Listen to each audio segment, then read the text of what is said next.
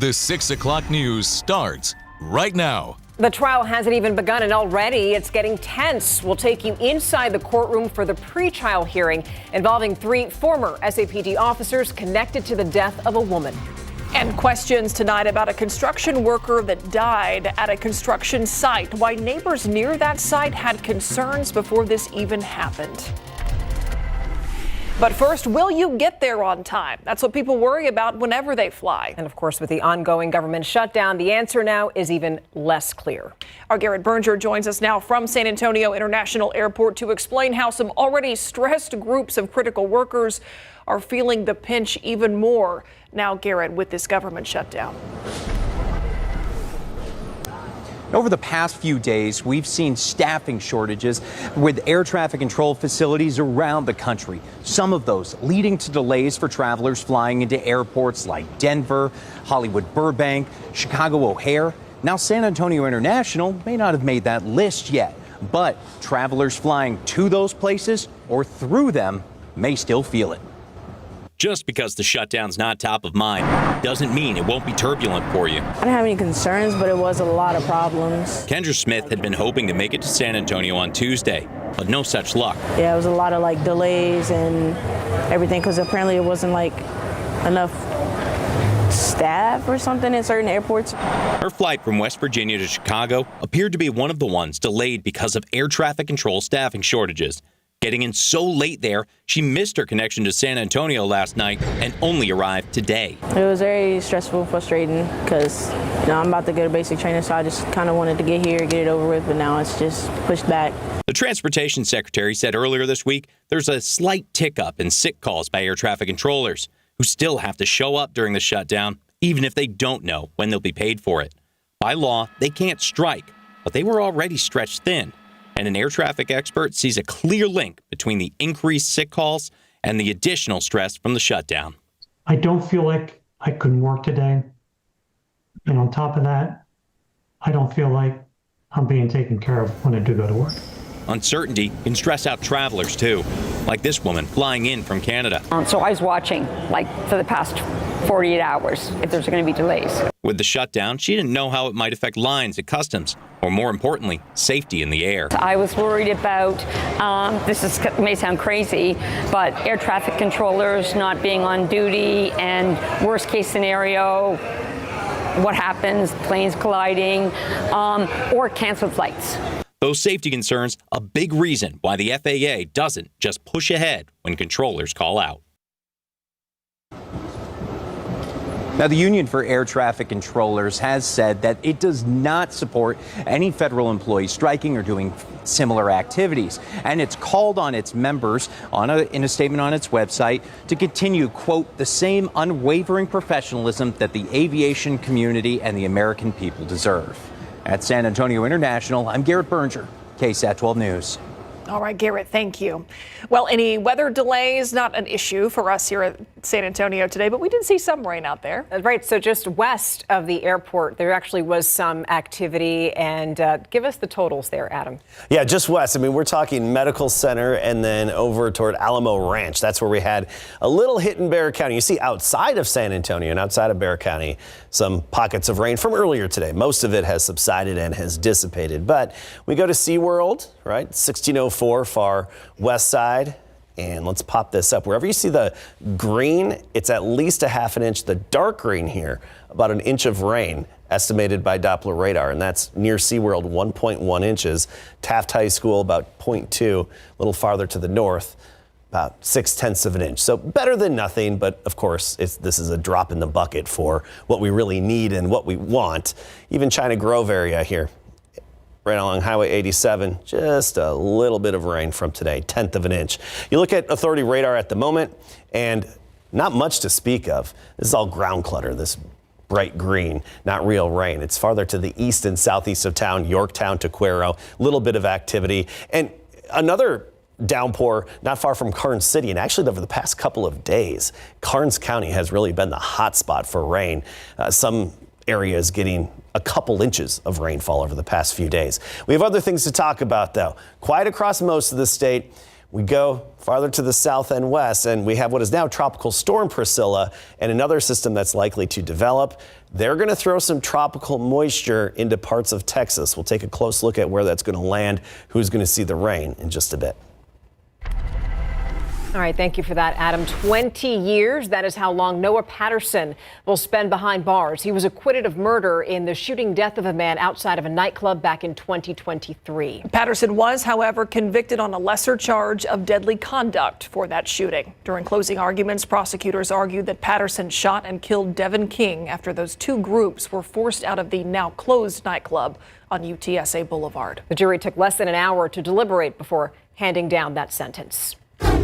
A hearing turned heated today in the case of a woman shot and killed by police officers.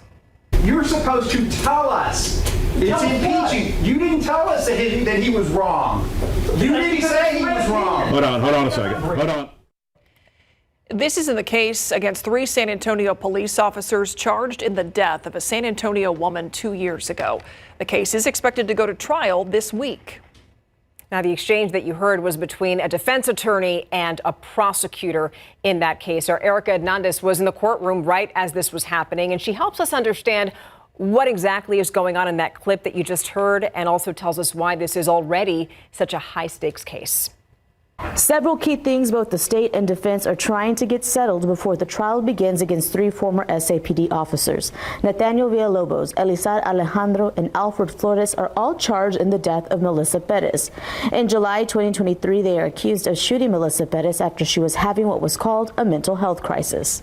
It would be a complete miscarriage of justice if these men were to be convicted in this court after a federal magistrate and a federal judge in the Western District of Texas looked at the videos in this case and said there were exigent circumstances and that the police officer's use of deadly force was reasonable. Last week, a federal judge dismissed the civil case against the officers, and the defense wants that mentioned in trial. They also don't want the state to talk about the Castle Doctrine. I know that's not the standard they want to set for that community out there with law enforcement. The defense also accusing the city and SAPD of putting a gag order on its employees and preventing them from talking to them. Judge Ron Rangel made it clear no gag order was issued. He also didn't make any rulings just yet on those motions filed.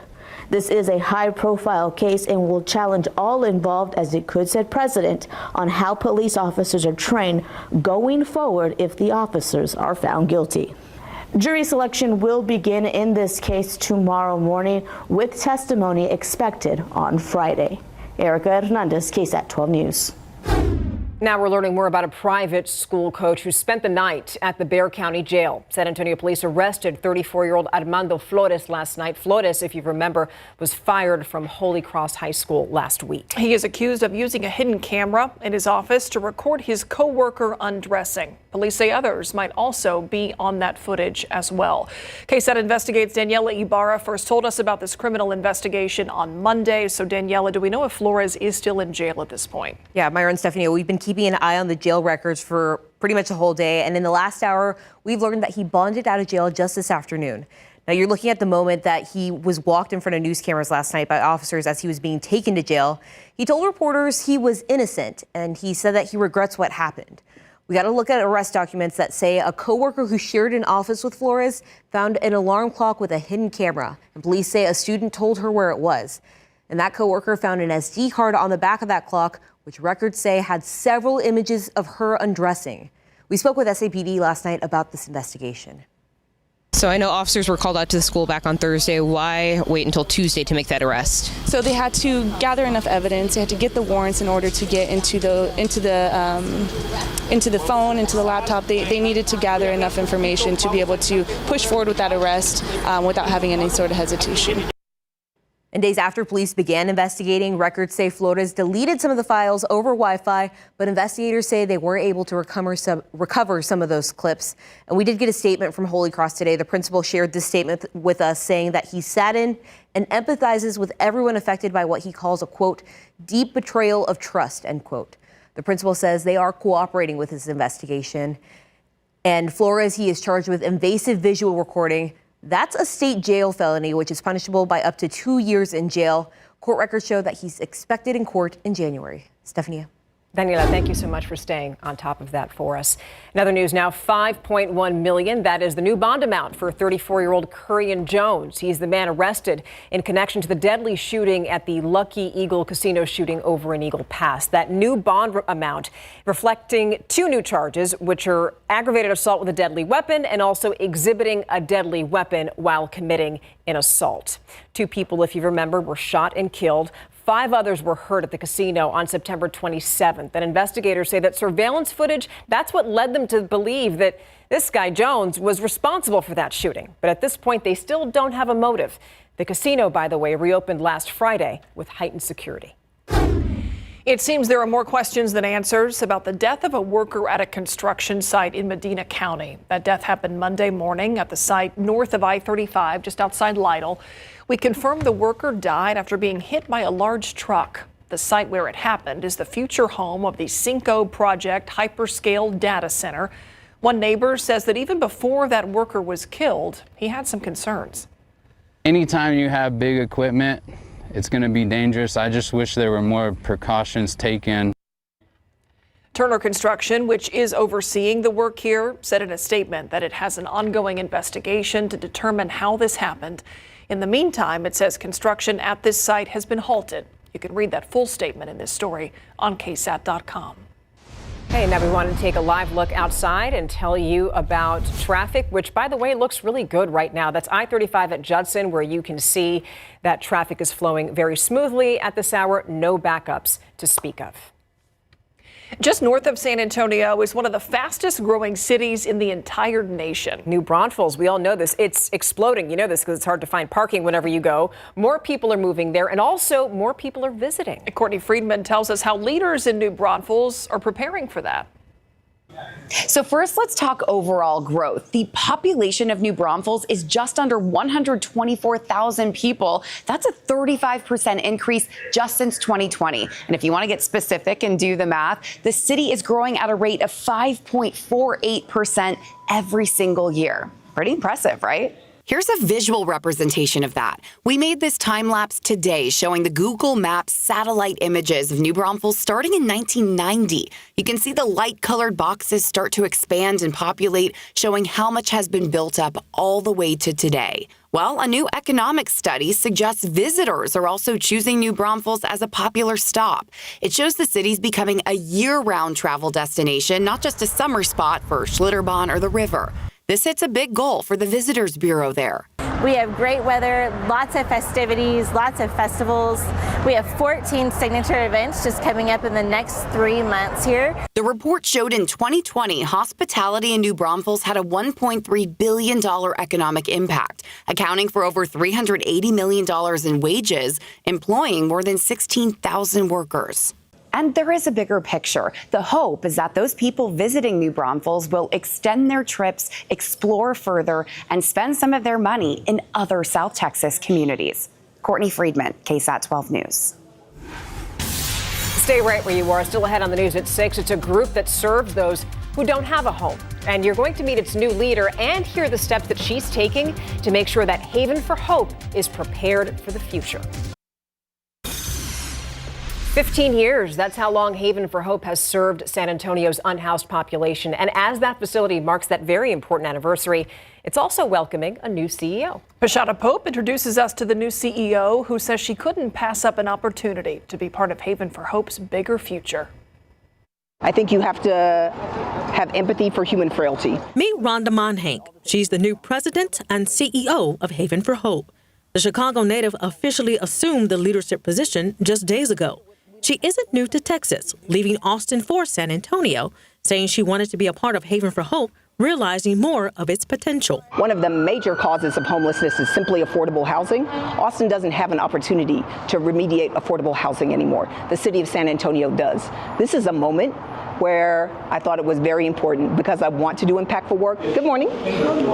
Not wasting any time, she's already taking efforts to ensure the nonprofit is equipped to meet the needs of its clients on a daily basis and in the next decade. We're celebrating our 15-year anniversary. The campus hasn't grown, but the city of San Antonio has. The capacity that we have to provide care and services to people on campus is in excess of what's available in the community. She brings nearly 20 years of healthcare management experience to to care for San Antonio's unhoused. As we look towards the future of Haven, it is very important to bring that healthcare lens and that nexus of integration with the healthcare system closer to the services that we provide here. The more we can sort of cocoon that and integrate that, there is a lot of research to demonstrate that that integrated service leads to better outcome for people. Monhank says she's already witnessed just how big the heart of San Antonio is and looks forward to nurturing the spirit of hope at Haven. And I can tell you, in just these 4 days, I've seen that repeatedly with staff who work here, people who have taken that journey.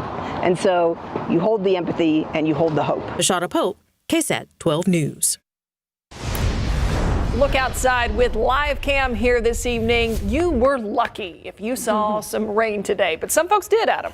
Yeah, I showed you earlier, far west side, closer to SeaWorld and Alamo Ranch, we had some downpours, adding up to just over an inch, according to Doppler radar estimates. And here's one of the examples posted on KSAT Connect. Finally, rain. Has not rained in this spot at this house in 29 days. So it's good to see. This was that 10% that we were talking about, and a few folks actually got it. And there's nothing locally right now. A little bit between Yorktown and Cuero that's really starting to fizzle out and dissipate. Farther to the west, it's now all basically crossed over the Rio Grande. A little bit left over in Maverick County, but not much left over. And then come sunset, it's basically all done and then dry stretch for several days. Tropical Storm Priscilla, this was a hurricane. Tropical storm now, it's dissipating, but it's moving northward, just paralleling the Baja Peninsula. And then we have another system down to the south of it that's likely to become the next tropical cyclone in the eastern Pacific. And these two systems have a ton of deep tropical moisture. Sometimes we can cash in on some of that moisture, just like the weekend we had in early September when we had the off and on tropical downpours.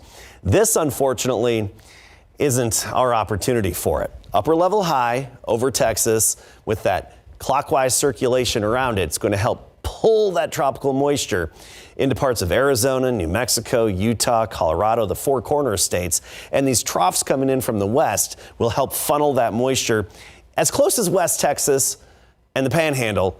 But unfortunately, it keeps it away from San Antonio. The steering winds just don't quite pull it here into our neck of the woods. But Arizona, New Mexico, where they could have several inches of rain, and we could be talking 5 or more inches of rain in some spots, they need it too. They have the extreme and exceptional drought in parts of those states.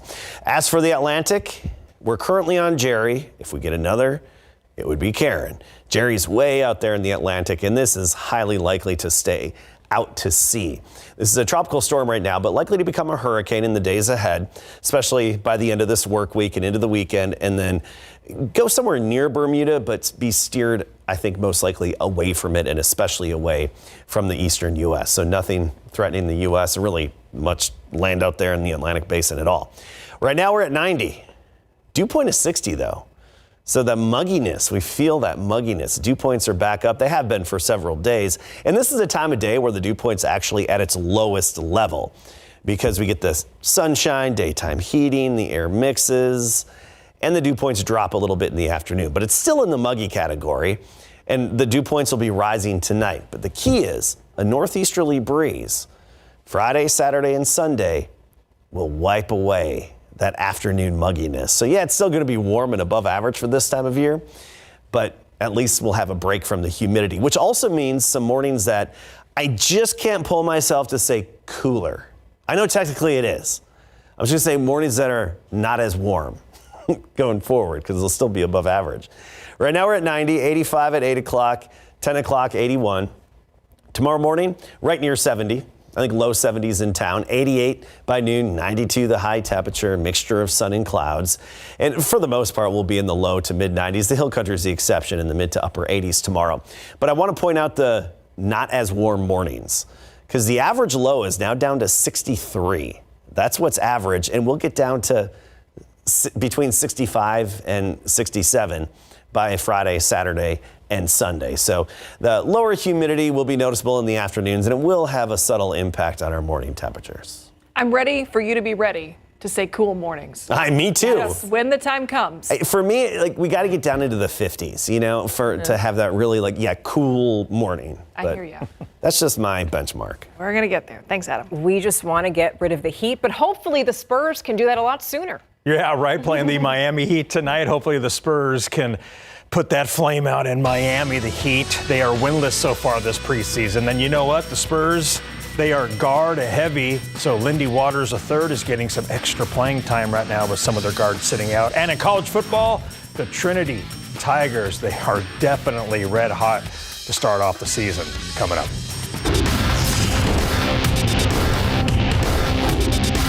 A lot of lifting, a lot of getting these legs, making sure I'm ready to go. My goal is to play every game. So just really lifting heavy and trying to make sure that I can be available for every game. Yeah, you heard it. Devin Vassell has a goal of staying healthy and playing in every single game this season on Spurs game day. The Spurs are taking their show on the road tonight when they play at the Miami Heat. The Spurs won their preseason opener Monday night, 119-88 against the Guangzhou Long Lions from the Chinese Basketball Association. In that game, guard Lindy Waters III got the start with other guards not playing, and he had a solid game with 9 points, 3 assists, and 1 steal, and he scored all of his points from three-point range. Lindy is a versatile player, and Devin Vassell digs it. Yeah, for sure. It just goes to show how deep we are as a team. You know, we got, 4 or 5, 6 guys out. All of our point guards are out. So, you know, with Lindy stepping up, it's going to be fun. It's exciting. Preseason is always interesting, so we'll get to see how it goes. You like how you can spread the floor also? Yeah, for sure. I mean, I was talking last game just saying, you know, with me, Jew, Lindy, HB, I mean, the shooters that we have out there, it's going to be hard to key in on De'Aaron. It's going to be hard to key in on Vic or Steph or all of our guys who can get to it. You can't just key on one person, because once you key on, you got shooters who can spray it out. So the Heat will host the Spurs tonight at 6:30. More tonight on the Night Beat. In college football, the Trinity Tigers are having a wonderful season. The Tigers are 4-0 overall, 1-0 in conference play. And so far this season, they've beaten Texas Lutheran 26-14, Belhaven 49-0, Pacific Lutheran 45-8, and last week they won at Southwestern 65-14. The Tigers are averaging 46.25 points per game and allowing just 9 points per contest. I mean, that's some winning football right there. Entering his 12th season as the Tigers head football coach, Jeremy Urban likes what his team is doing. You know, really proud of the guys for the way we've started. I think it's a reflection of just a different type of focus. It started back in January. We have great senior leadership, some guys who are wanting to try to finish something that they've been a part of that's been pretty special since they've been here, and they maybe don't want the guard to kind of step back with them. But, you know, this team, every team's different, but their competitiveness is really unique, an incredible bond. They've really come together in just from a relational standpoint. When they're on the field, they're truly band of brothers, and there hadn't been a moment too big for them. They've weathered some storms. It's been a fun thing to see come together, and I like where we're going. The Tigers are tied for first in the Southern Athletic Association with Maryville College. Their next opponent, Barry, is 1 game back, and the Tigers are all about staying focused. I mean, everybody obviously feels really good about the stuff that we're doing, but Coach Urban's made a really big emphasis of, not getting complacent, not thinking that we've arrived. So there's still that sense of urgency and we've got to prove ourselves, even though, we are, nobody hands you 4-0, but, we still have that urgency as if we're 0-0. I don't think the record changes our mentality whatsoever. Trying to play our best game every single week. So we've had some good opponents and give us an opportunity to sharpen ourselves for conference. How excited is to start a season like this? I mean, it's exciting, but that's what we expected to do, and we have to get it better every week. So it's just a new week every single week. Trinity will play at 3-1 Barry this Saturday night at 6, and the Tigers lead the all-time series 5-2. Let's go. Yeah. Thank you. All right, coming up next, how would that potential new downtown Spurs arena be paid for? Part of the funding is up for voters to decide. KSAT Explains is next.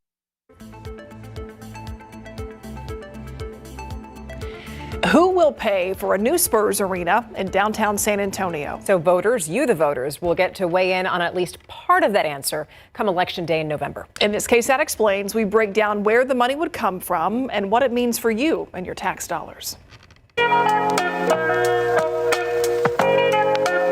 There's a lot to say about plans for an estimated $1.3 billion Spurs arena in downtown San Antonio.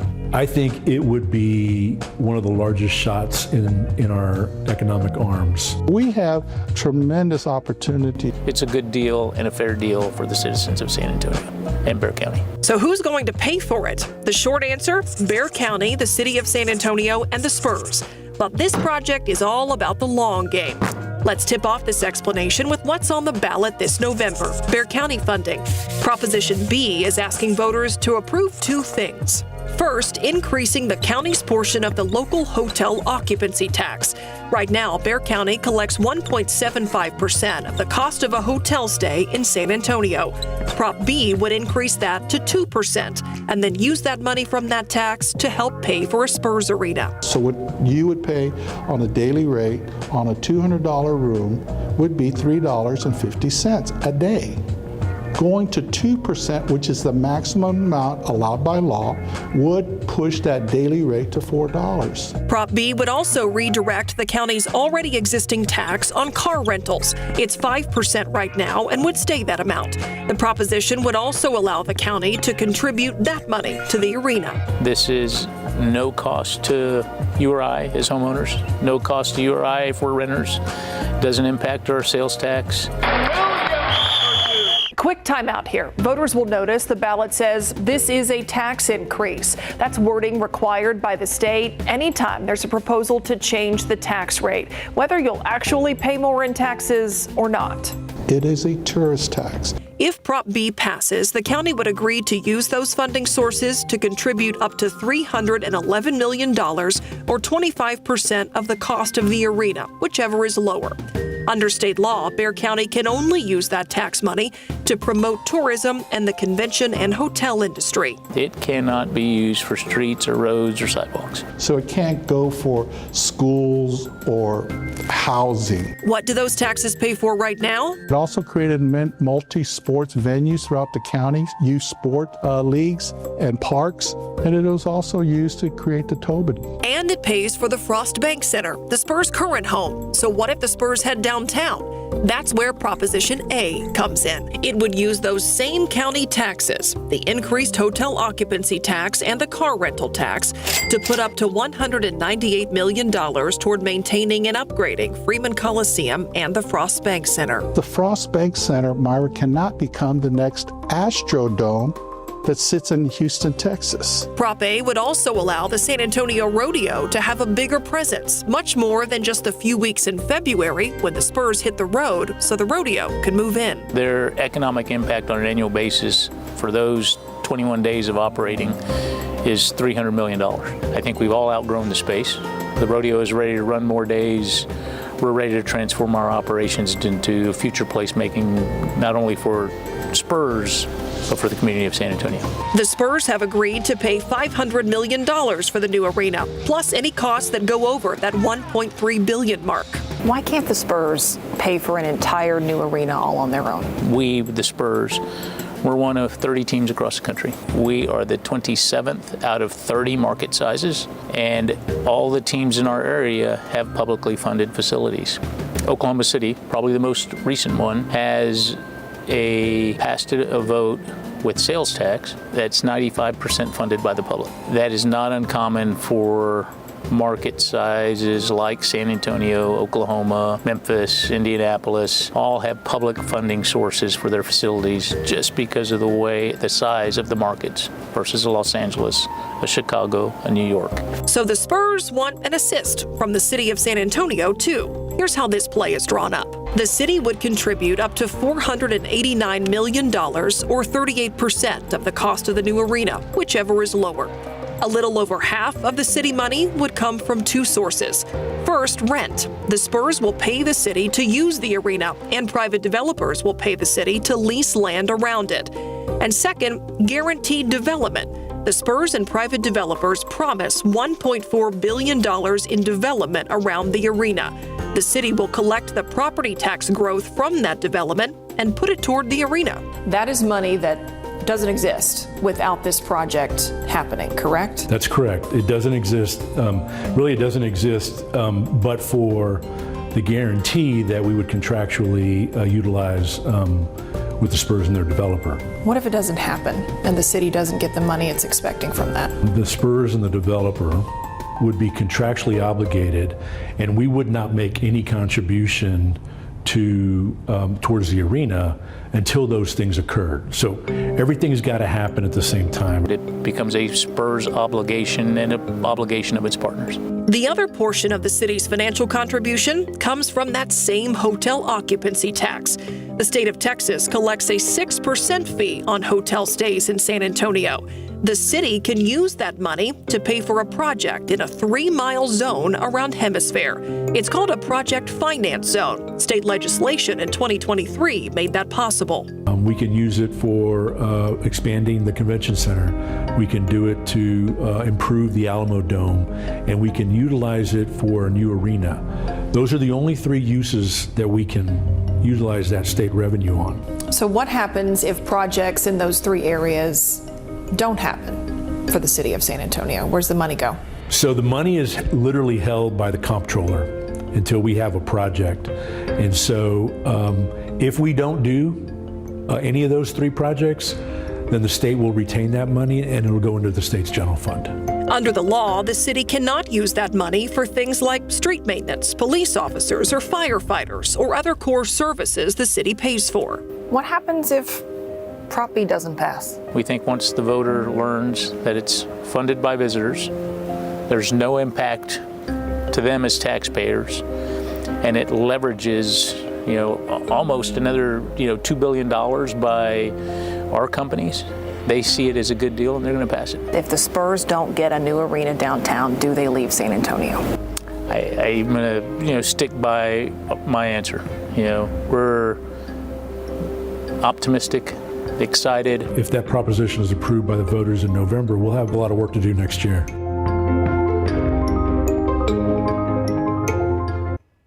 So also, as part of this deal, the Spurs would sign a non-relocation agreement for 30 years, meaning they would stay in the city of San Antonio at least another 3 decades. To check out this or any other KSAT Explains, scan this QR code you see right here. You can find our streaming library on a variety of topics on demand on YouTube or the KSAT Plus app. We'll be right back. Welcome back, my friends. If you got rain earlier today, consider yourselves lucky because we are not likely to get any of that, at least for the rest of the week. But you know what we should do? We should just drop the humidity while we're at it. I think we can arrange that for a few days. Not a lot, but a few days we'll be able to drop the humidity. Now look at the beautiful sight on the far west side earlier today. There's that 10% chance of rain, Stillwater Ranch. And it was coming down at a pretty good clip, a decent little gully washer. And actually dropped about an inch of rain. Here's a look at the rainfall estimates, and you see it was right here, far west and northwest side of town, and that's where we had the action. We're also looking for some moisture from the Pacific, and I'll show you where that's going to be steered, and also talk about the longer range temperature trend in just a bit. All right, he's not ready to call it cool yet, but we are getting closer to how things should feel this time of year. At least for a few mornings going forward. We'll take it. That's the caveat. But look at this long-range outlook, and I'm going to step off so you can see the whole thing. And right here in Texas is really the concentrated above average temperatures. And this is from October 14th to 18th. So this is a longer range. But then the West Coast is below average because the likelihood of a series of upper level disturbances dropping in and moving in, but then getting deflected up and around are heat high or ridge of high pressure.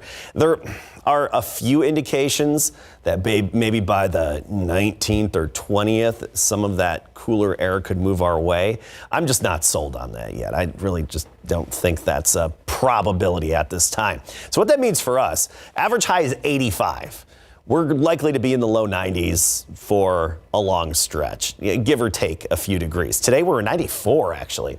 And that's almost 10 degrees above average. The record is 96. So we were just 2 degrees shy of the record set back in 2024, last year. Now, the tropical moisture we've been talking about, we have Tropical Storm Priscilla, and look at all this deep tropical moisture with a lot of abundant rainfall over the Pacific, just south of Mexico here. It's 2 tropical systems that are going to be steered just west of us. Now, of course, the tropical storms and hurricanes, they don't make it into the southwestern U.S., but leftover rain-making energy and leftover mid and upper level moisture does. And so with the remnants of these systems, most of the rain is going to be Arizona, New Mexico, but even clipping parts of West Texas. Just unfortunately, it's going to be steered away from our neck of the woods. Now, back in early September, it was what, the 6th, 7th, and 8th? And 6, 7, I know. I saw Myra in the corner of my eye look up. I was waiting for it. Okay. I thought for sure you were going to do it on your own. I was trying to avoid it. And then I saw you out of the corner of my eye. Anyway, that was back when we did tap into some tropical moisture. But hey, Arizona, New Mexico, West Texas, they need the rain. Now we have Tropical Storm Jerry way out in the Atlantic, and it is highly likely to stay over open water, being steered toward and then just away from Bermuda before going into the North Atlantic. So again, 94 was our high today. No rainfall officially at the airport, but where we have this camera here, Medical Center area, we did actually have a few showers earlier. Right now we're at 90, dew point is 60. So bit of humidity in the air, and the dew point's going to rise overnight as well. It's going to creep upward, and you'll really feel it, especially in the morning. But in the afternoons ahead, especially Friday, Saturday, and Sunday, the dew points are going to be lower, and it's going to feel a little more pleasant outside, not as muggy, not as sticky. And so that's a bit of a relief despite the above average temperatures. Mornings will get a little closer to average. We'll get there in a moment. 85 at 8 o'clock. By 10 o'clock, 81. Midnight, we're at 78. 71 in the morning, 88 noon. And then 92, the high temperature tomorrow, give or take a few degrees. I mean, Cotulla, Dilley, about 94. At Kerrville, 89. Fredericksburg, 87 for the high. Mornings, mid-60s, Friday, Saturday, Sunday. The average morning low is 63. So we're still a little above average, but at least closer to it. It just gives us a little bit of hope for somewhat of a fall-like feel, but the real deal fall front, that's still not in the cards anytime soon. Hopefully at the end of the month, it'll change. And we'll be right back after this. Some changes could be coming to San Antonio streets. Today, Governor Greg Abbott told TxDOT to make sure that counties and cities remove any political ideologies from streets. And then the governor threatened to withhold or deny straight up state or federal road funding if local municipalities don't comply. So we here at KSAT, we've been having some questions about this, what it means, and also how it's going to be carried out. So we've reached out to TxDOT, and the transportation agency responded with a letter that said in part, quote, pavement markings such as decorated crosswalks, murals, or markings conveying artwork or other messages are prohibited unless they serve to direct traffic or control safety function. So along Main Street, north of downtown, crosswalks there are well known for their rainbow artwork as symbols of support for the local LGBTQ plus community. On Facebook, Pride San Antonio today reacting to the governor's order, saying they are working with the city to fend off what they call the latest attempt to erase their history, culture, and existence. The governor says the move aims at keeping Texans safe and free from distraction. Now let's look ahead and talk about what's coming up tonight on ABC Primetime. Right after this show in 6 minutes, we'll have Shifting Gears. And then at 7:30, it's Abbott Elementary. And then at 8 o'clock, it's going to be The Golden Bachelor. And then at 9 o'clock, we'll have Shark Tank, followed by The Night Beat at 10. And we will be right back after the break. It is a story of recovery and the search for justice we have been following for 8 years now. Marissa Ross got shock probation in the hit and run that nearly killed a man, but the victim's family believes there's been no accountability. Bexar County, the justice system as a whole is actually quite scary because, man, this could be something much more dangerous. Tomorrow on GMSA, we'll go inside the courtroom looking for answers in this case. And now we'll go outside to give you a live look at traffic. And I'm so happy to tell you there's really nothing major to talk about. That's I-35 at San Marcos right now, where you can see things are flowing very smoothly. Very happy to tell you no backups, just the way we like it. Thanks for watching the news at 6. We'll see you here on the Night Beat.